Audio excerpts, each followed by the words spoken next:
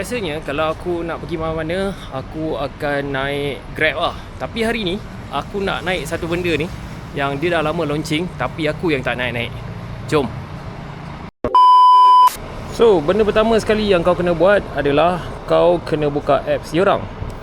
So, bila buka apps diorang, tadi aku dah try search, aku dah download siap. Kau boleh carilah dekat Play Store, nama dia Rapid On Demand. Okay, jadi aku sekarang ada dekat section 17. Aku ambil dia punya terminal ni dekat terminal section 17. Lepas tu confirm pick up.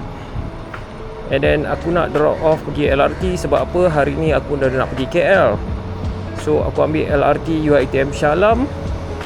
And then confirm drop off. Jadi standard band 1 packs. Aku bayar by debit card. Pilih untuk debit card. And then confirm drop off. Update profile. Okay, dia suruh update dulu. Take a photo. Aku kena ambil gambar dulu. Use this photo.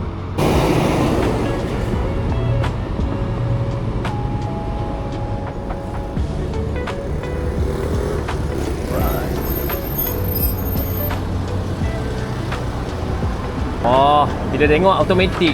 Tak adalah kita usik. Bulan 7 tahun lepas. Oh, kalau kau nak kau jalan depan sikit, kat situ. Alright.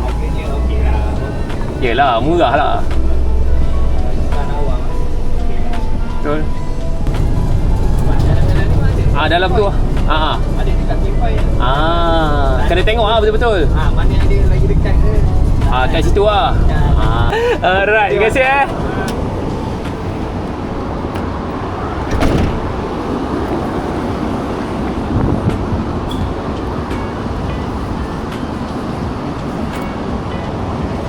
Okay guys, so macam tu lah dia punya perjalanan dia. Dia point by point. Aku pun mula-mula menggagau agak lah. Okay guys, so macam tu lah dia punya tambang RM2 je. Kalau kau minat, kau boleh download apps tu dan try lah guna On Demand ni. Dia dah setahun dah berada tu kita. Okay, bye.